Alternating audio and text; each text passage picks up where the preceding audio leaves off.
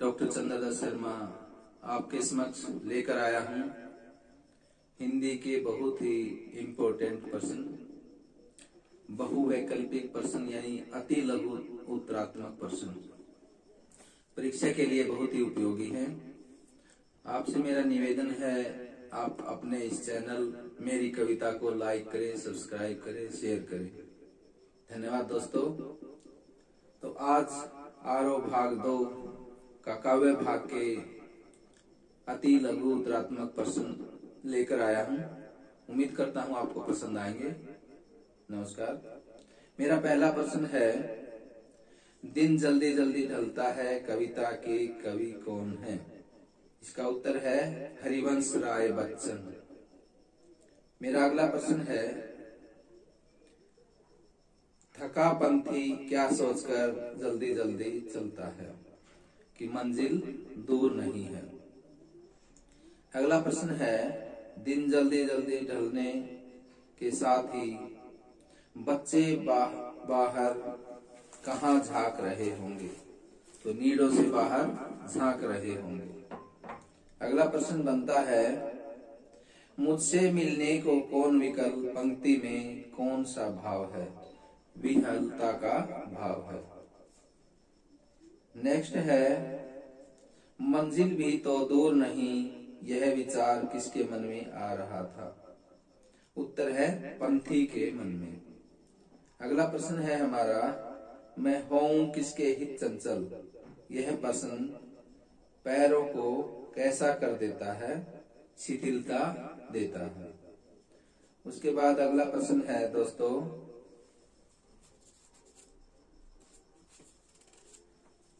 दिन जल्दी जल्दी ढलता है में कौन सा अलंकार है? तो इसमें पुनरुक्ति अलंकार है।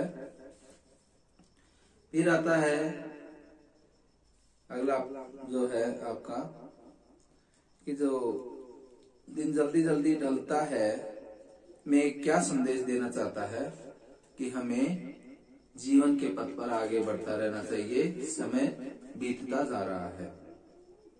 फिर है, बच्चे किसकी प्रत्याशा में हों? बच्चे चिड़िया की प्रत्याशा में हैं। हो जाए न पथ में रात कहीं, दिन जल्दी जल्दी ढलता है। तो यहाँ पर कौन आगे बढ़ रहा है? पंथी बढ़ रहा है। अगला प्रश्न है हमारा कि जो बच्चों को याद करके चिड़िया के परों में क्या आ जाता है? तीव्रता आ जाती है कि बच्चे प्रत्याशा में नीडों से बाहर झांक रहे होंगे। प्रश्न है हमारा, आलोक धनवा का जन्म कब हुआ? तो आलोक धनवा का जन्म 1948 में हुआ। फिर है, पतंग उड़ाने वाले बच्चे दिशाओं को किसके समान बजाते हैं? मृदंग के समान बजाते हैं। बच्चे किनके साथ उड़ते लग रहे हैं? पतंगों के साथ उड़ते लग रहे हैं। फिर है, पतंग कविता के रचयिता कौन है? आलोक धनवा जी हैं। और अगला है, पतंगबाज जो हैं किसके सहारे पर उड़ते हैं? रंध्रों के सहारे पर। फिर है अगला प्रश्न है हमारा, पतंग जो चलाने वाले हैं बच्चे हैं, उनके पैर कैसे कहे गए हैं? बेचैन। और जो छत से गिरने पर बच्चे कैसे बन जाते हैं? और भी निडर बन जाते हैं। अगला प्रश्न है हमारा, पतंग कविता में कपास किसका प्रतीक है? तो कपास किसका है? कोमलता का प्रतीक है। नेक्स्ट है, खरगोश की आंखों जैसा लाल सवेरा किसको कहा गया है?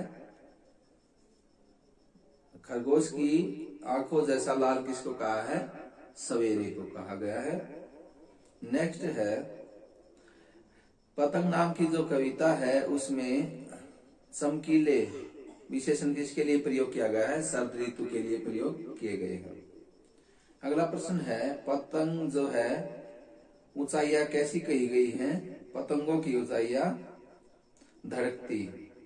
कौन सी ऋतु में आकाश जो है को मुलायम कर देती है, वो है शरद ऋतु जो है मुलायम कर देती है आकाश को। हमारा अगला प्रश्न है, बांस की सबसे पतली कमानी क्या कहलाती है? पतंग।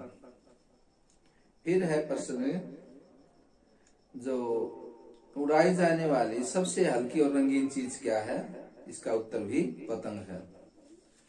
हमारा अगला प्रश्न आता है कि जो पतंग जो सबसे गिरने से कौन बचाता है? उसका रोमांच बचाता है।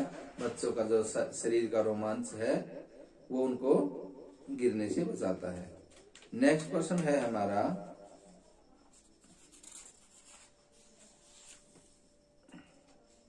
कैमरे में बंद अपाहिज कविता जो है उस पर किस पर व्यंग किया गया है? दूरदर्शन वालों पर व्यंग किया गया है। अपाहिज के होठों पर क्या दिखाई देती है? कसमसाहट दिखाई देती है। कैमरे में बंद अपाहिज कविता में जो शक्तिवान किसको कहा गया है? दूरदर्शन वालों को शक्तिवान कहा गया है। फिर प्रश्न आता है कि दूरदर्शन वाले बंद कमरे में किसे ले गए हैं? अपाहिज को। समर्थ किसको कहा है? दूरदर्शन वालों को, स्वयं को समर्थ कहते हैं। अगला प्रश्न है जो है ना, कैमरे में बंद अपाहिज के होठों पर क्या दिखाई देता है? कसमसाहट दिखाई देती है। और कैमरे में बंद अपाहिज जो है उसमें सर्वशक्तिमान कौन है? दूरदर्शन वाले। दूरदर्शन वाले किसकी संवेदनाओं के साथ खिलवाड़ कर रहे हैं? जो है अपाहिज के साथ। इसके अतिरिक्त दूरदर्शन पर क्या सबसे कीमती होती है? समय। फिर प्रश्न आता है कि दूरदर्शन वाले किन दोनों को रुलाना चाहते हैं? एक है अपाहिज और दूसरा दर्शक। हमारा अगला प्रश्न है जो है, बात सीधी थी कविता के कवि कौन है? कुंवर नारायण। सीधी बात किसके चक्कर में फंसकर रह गई? भाषा के चक्कर में फंसकर रह गई। और इसके अलावा भाषा के क्या करने से बात और भी पेचीदा हो गई कि तोड़ने मरोड़ने से, उल्टने से, घुमाने फिराने से, सभी प्रकार से जो है भाषा के चक्कर में बात उलझ कर रह गई और भी पेचीदा हो गई। फिर बताया है, अगला प्रश्न है हमारा, बात सीधी थी कवि ने किसकी सहजता की ओर संकेत किया है? भाषा की सहजता की ओर। फिर है, कवि का क्या कर्तव्य कर रहा है कि बात को सुलझाने की कोशिश कर रहा है। बात बाहर निकलने की अपेक्षा कैसी हो गई है? और भी पेचीदा हो गई है। फिर है, जो बात है वो कवि के साथ कैसा खेल खेल रही है? शरारती बच्चे की तरह। बात सीधी थी नामक कविता में कवि किस बात पर बल देता है? भाषा की सरलता और सहजता पर बल देता है। अगला हमारा प्रश्न है कि जो है, बात जरा टेढ़ी फंसने का मूल कारण क्या है? भाषा, यानी भाषा के चक्कर में उलझ कर रह जाना। फिर है, प्रश्न है, पर्दे पर किसकी कीमत होती है? वक्त की। फिर है, पर्दे पर सबसे फूली आंख किसकी दिखाई जाती है? अपाहिज की। और अगला प्रश्न है हमारा, कैमरे में बंद अपाहिज कविता करुणा के मुखौटे में छिपी किसकी कविता है? क्रूरता की कविता है। और इसके अलावा जो नेक्स्ट प्रश्न है हमारा वो है, जो अपाहिज के होठों पर क्या दिखाई देता है? कसमसाहट दिखाई देती है। जो सहर्ष स्वीकारा कविता के कवि कौन है? मुक्तिबोध है। सहर्ष स्वीकार कविता में मुख्य भाव क्या है? यानी क्या है? रुखसता है, यानी अपने से जो है समझौता है और जो कुछ भी परमात्मा देता है उसको गर्व करता है कवि। कवि ने गरीबी को कैसे कहा है? गर्वीली कहा है। अगला प्रश्न है कि सहर्ष कविता में गर्वीली किस चीज को कहा है? गरीबी को। कविता में बहलाती सहलाती आत्मीयता बर्दाश्त नहीं होती, ये क्यों कहा है? क्योंकि कवि भगवान को भूलने की भूल करता है।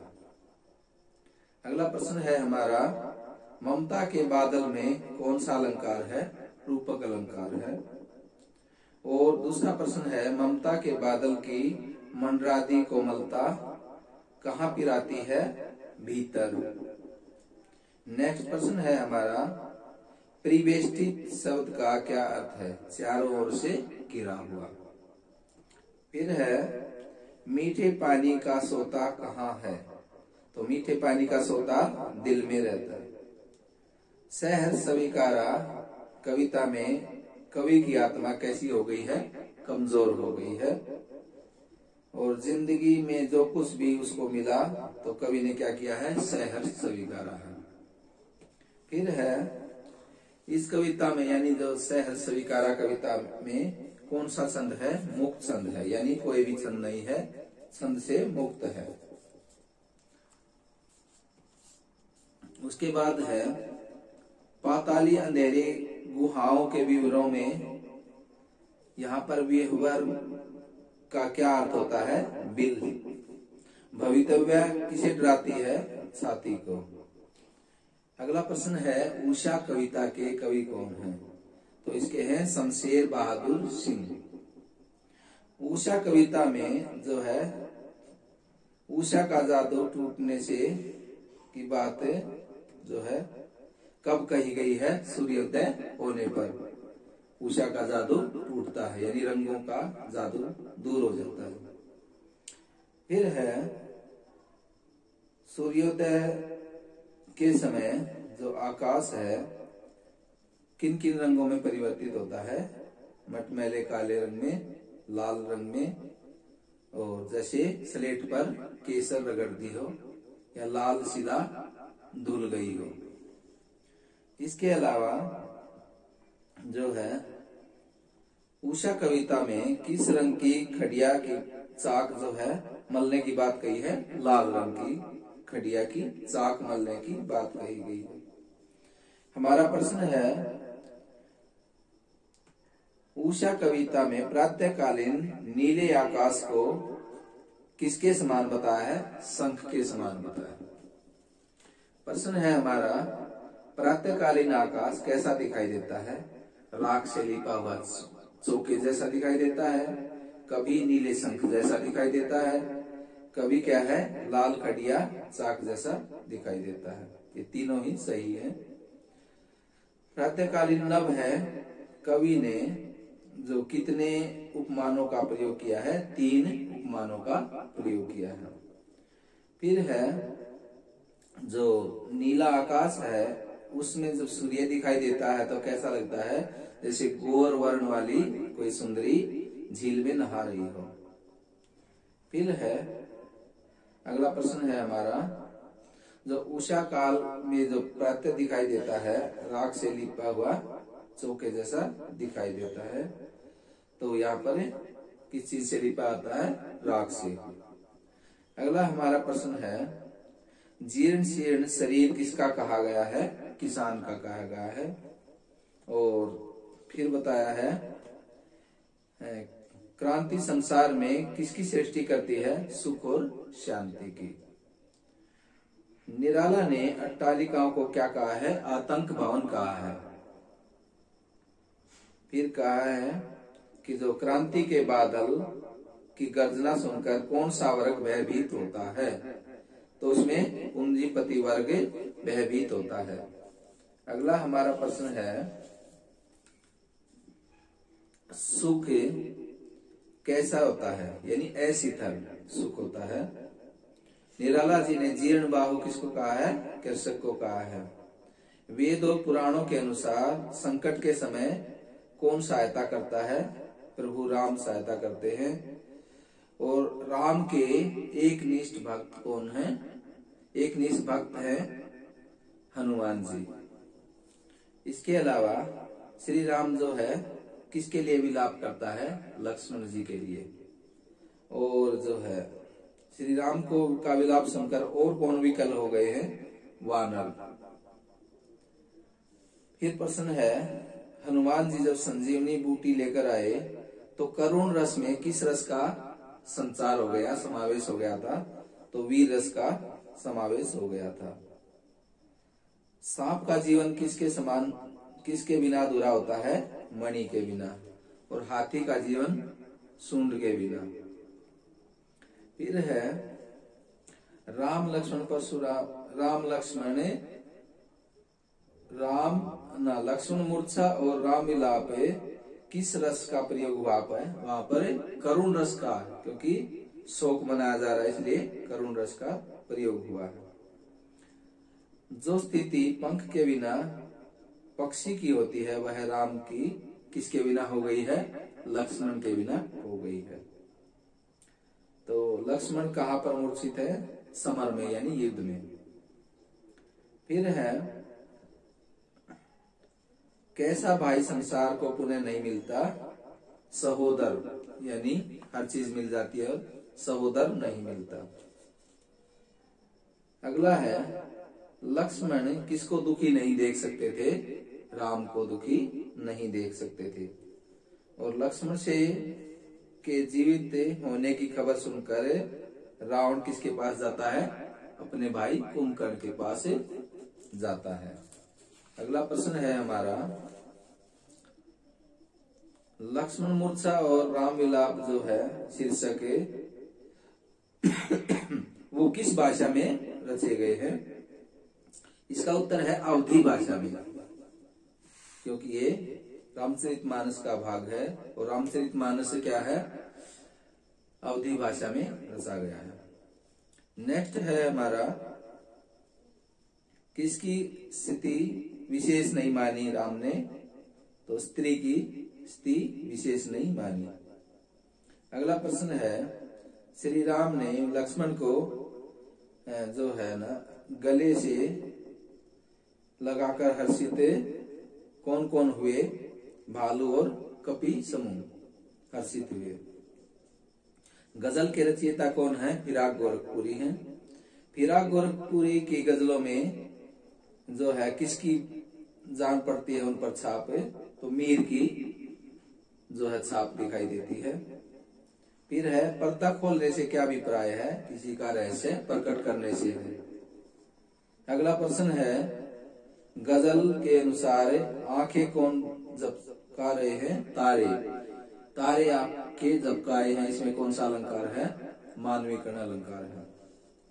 अगला है, फितरत शब्द का क्या अर्थ है? तो फितरत शब्द का अर्थ है आदत। नेक्स्ट है, गजल में रात को कौन बोल रहे हैं? सन्नाटे बोल रहे हैं। तो इसके अलावा जो है गजल किस साहित्य से संबंधित है? उर्दू के साहित्य से संबंधित है। तारे आंखें झपकाए हैं, जरा जरा बोले हैं। या जरा जरा का क्या अर्थ है? कण कण। तो जरा जरा में पुनरुक्ति अलंकार का जो है प्रयोग है। फिर है, बुगलों के पंख के रचयिता कौन है? उमाशंकर जोशी। और क्या है, छोटा मेरा खेत की कविता के जो है कवि, ये भी क्या है? उमाशंकर जोशी है। और कवि ने छोटा खेत किसको कहा है? तो पन्ने को कहा है, चौकोने को। फिर है, बगुलों का कौन सा जो है सौंदर्य अपने आकर्षण में बांध लेता है? पंक्तिबद्ध सौंदर्य बांध लेता है। इसके अलावा छोटा मेरा खेत कविता में कवि ने अपने खेत में कौन सा बीज बिजाया है? शब्द रूपी बीज बिजाया है। प्रश्न है, छोटा मेरा खेत में कटाई किसकी कही है? अनंतता की कटाई। और रोपाई क्षण भर की है और अनंत की कटाई। और एक से रस पात्र किसे कहा है? जो आनंद है साहित्य का, उसको एक से रस पात्र कहा है, जो कि अनंत तक संदेश देता रहता है।